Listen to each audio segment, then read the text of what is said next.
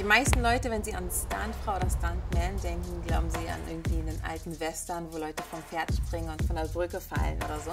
Aber so ist es heutzutage eigentlich gar nicht mehr. Hi Vogue Business, ich bin Marie Murum und ich nehme euch heute mit in meine Arbeit als Stuntfrau. Ich zeige euch meine Trainingsroutinen und zeige euch auch alle meine Geheimnisse, wie man sich in Hollywood durchsetzt. Das Wichtigste an der Sache ist, Spaß und Freude und die Leidenschaft niemals zu vergessen. Nicht jede Schauspielerin, die die Rolle einer super Agentin hat, ist halt auch eine super Agentin. Also es ist eine gute Schauspielerin, aber sie braucht einfach noch diesen zweiten Part, und zwar die Bewegung. Sie braucht Leute, die sich gut authentisch bewegen können, die sie vielleicht auch super mit einer Waffe umgehen können und dann halt mit der Waffe richtig professionell aussehen. Und sowas übernehmen dann die Stunt-Leute, die einfach die Bewegung professionell machen, um dann entweder die Schauspieler zu ergänzen oder auch einfach ihre eigenen Rollen zu spielen in dem Film. Also das ist dann zum Beispiel eine Rolle, die irgendwie kämpfen muss oder ganz viel Action hat und wo die Regie möchte, dass ich das selber spiele. Das heißt, es ist eine Verbindung aus Stunt und Schauspiel. Hi. Good to see you. You too. How are you? I'm good. No complaints. Nice, let's go. In meiner Karriere habe ich verschiedene Filme schon gedreht, wie zum Beispiel James Bond, Star Wars, Avengers. Aber mein Lieblingsfilm war Black Panther. Da habe ich Maya kennengelernt. Wir beide haben die Rolle der Dora Milaje gespielt, wo wir gelernt haben, wie man mit dem Bow-Staff umgeht. Das werden wir euch jetzt mal zeigen. Eine Kampfszene ist eigentlich ganz genau wie ein Tanz. Also man hat einen Partner oder verschiedene Partner und es ist einfach eine große Choreografie, die viel nach Timing geht. Das heißt, man muss sich seinem Partner anpassen, der Partner passt sich einem an, man geht nach Beat, man geht nach Rhythmus und einfach auch ganz, ganz viel Feingefühl, weil die Kamera ist hier ist irgendwie das Set, man darf nirgendwo gegenkommen, man darf nichts kaputt machen. Das heißt, es ist alles einstudiert, choreografiert und lange, lange geprobt. Und wenn ich dann eine Schauspielerin double, die nicht meine Größe hat, dann kann es passieren, dass ich irgendwie davor einen ganz großen BH anziehen muss, der ausgefüllt ist, oder eine Hüfthose anhabe, die ausgefüllt ist, um einfach dann die Größe der Schauspielerin zu haben. Und ja, ansonsten ist es das gleiche Kostüm, was dann angefertigt wird, um 1:1 so auszusehen wie die Schauspielerin, die ich in dem Moment double.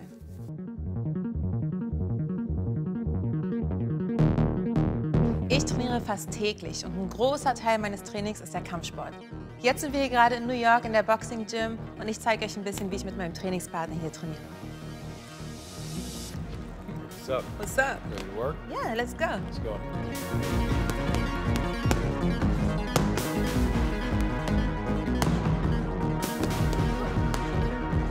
Es ist extrem wichtig, fit zu sein. Man muss muskulös sein, weil deine Muskulatur schützt deinen Körper. Du wirst auf den Boden geschmissen, du wirst irgendwie gegen eine Wand gezogen oder was auch immer. Und man muss einfach muskulös sein, damit du deinen Körper auch beschützt und dich nicht verletzt. Das heißt, Krafttraining ist wichtig, Kampfsporttraining, einfach um zu wissen, wie man kämpft. Wenn man vor der Kamera Screen fightet, dann hat es auch einen Ursprung, einen traditionellen Ursprung. Deswegen ist es wichtig, auch im Kampfsport geübt zu sein und auch im Kampfsport zu trainieren. Und was auch wichtig ist, ist, sich zu stretchen, gedehnt zu sein. Deswegen ist Yoga und verschiedene Stretching-Übungen für mich auch ein Must-have. Das muss ich einfach in jeder Trainingssituation haben, weil wenn ich die Flexibilität nicht habe, kann ich nicht hochkicken oder präzise Bewegungen ausführen. Und ja, diese 3 Sachen sind auf jeden Fall das Wichtigste. Kraft, Dehnung und auch die Möglichkeit, Sportarten wie Kampfsport durchzuführen. Mein Business-Geheimnis ist, sich selbst treu zu bleiben und immer wieder mit sich selbst zu connecten. Und wie man das am besten machen kann, ist durch Meditation, meines Erachtens nach.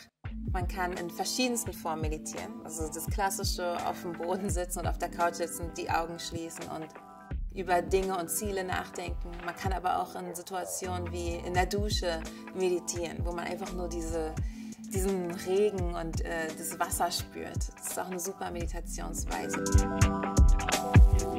Die wichtigste Lektion. Als Frau in der Männerdomäne ist es nicht immer sehr leicht und besonders als schwarze Frau ist es nochmal besonders schwer. Und da habe ich sehr viel auf die harte Tour lernen müssen.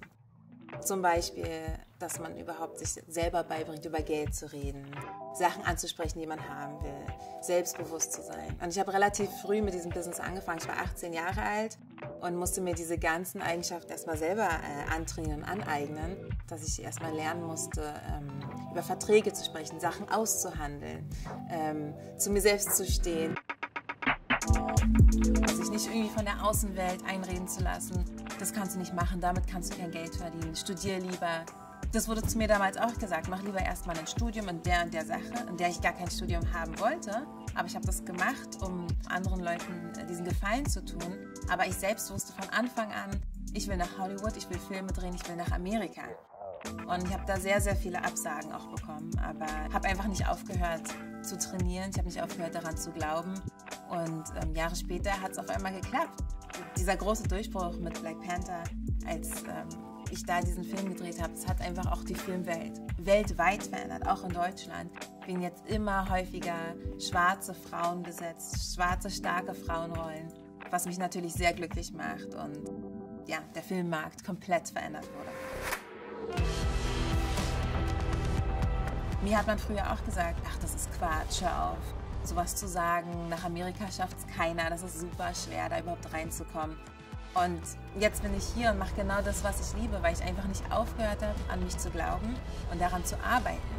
Ja, ich bin meiner Leidenschaft gefolgt und ich glaube, das ist das Geheimnis, wie man erfolgreich und glücklich in dem sein kann, was man gerne machen möchte.